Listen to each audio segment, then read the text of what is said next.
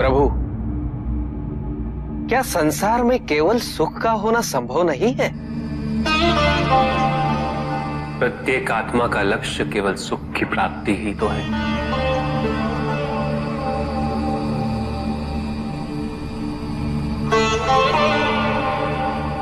परमानंद की प्राप्ति। किंतु हम सुख नहीं, सुख को प्रदान करने वाली वस्तुओं को एकत्रित करना ही जीवन का उद्देश्य मान लेते हैं।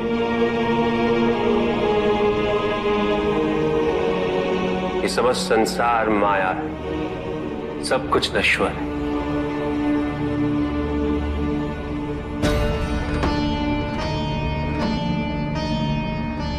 जिन वस्तुओं को हम सुख का स्रोत समझकर एकत्रित कर रहे हैं,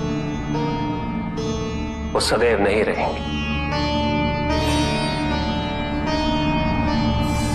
जो व्यक्ति सत्य को जानते हुए भी लोभ का परित्याग नहीं करते, वो सदैव इन्हें खोने के भय में जीते।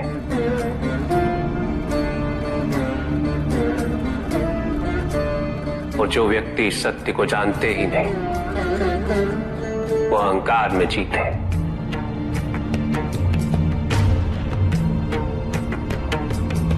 और जहां अहंकार और भय उपस्थित हो, वहां सुख कैसे रह सकता?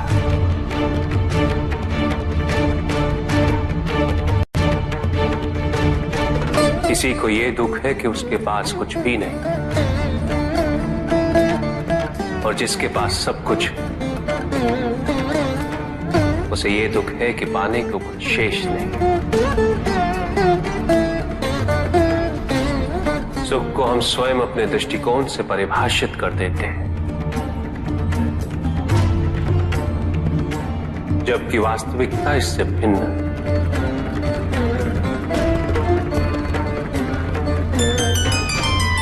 इसलिए आवश्यकता है अनासक्त रहने की। किंतु प्रभु, क्या आसक्ति स्वाभाविक नहीं है? पर दुख का मूल कारण भी तो यही है ऋषि भृगु। आसक्ति हमारे मन की शांति को छीन लेती, उसे भंग कर देती।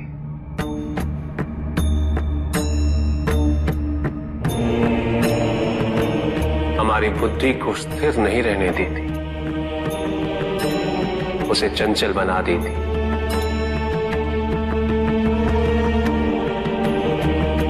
आसक्ति से प्रमाद की उत्पत्ति होती, प्रमाद मद होता है,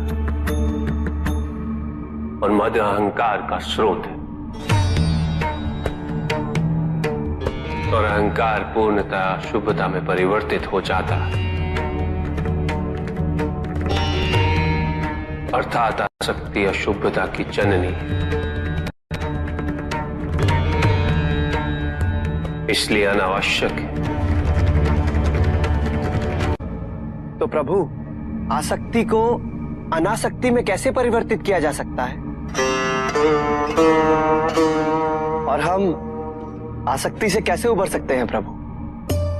आसक्ति से मुक्त होना ही अनासक्ति है। आसक्तिहीन होने के लिए अपने और पराये का भेद मिटाना अनिवार्य है।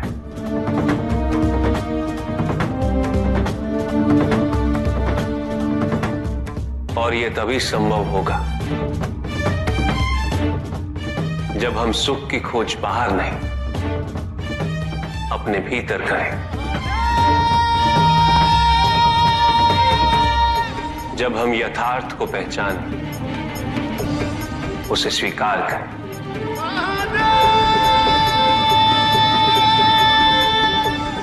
हम अपने सुख को सांसारिक तत्वों से परिभाषित नहीं करें। जब तक हम ऐसा करते रहेंगे, हम बंधते जाएंगे।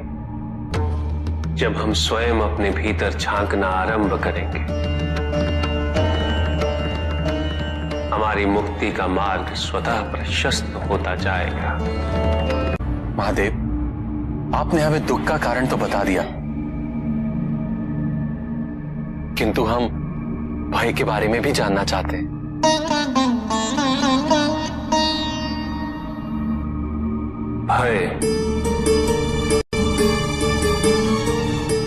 भय का स्रोत है इच्छा।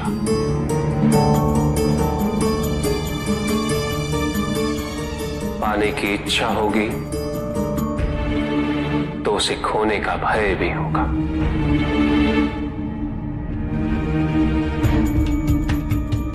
यदि जीवित रहने की इच्छा है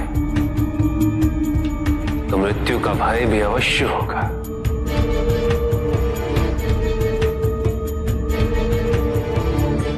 किंतु केवल मनुष्य ही नहीं, देवता, गंधर्व सभी इस भय से ग्रसित हैं।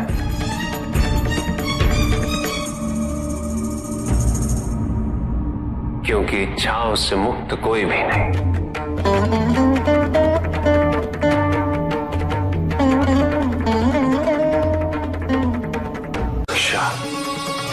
ईर्ष्या, द्वेष और निंदा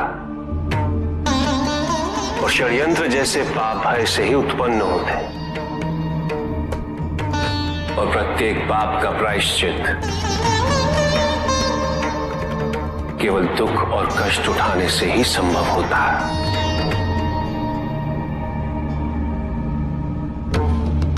इसलिए भय भी अंत में दुख का कारण बन जाता है।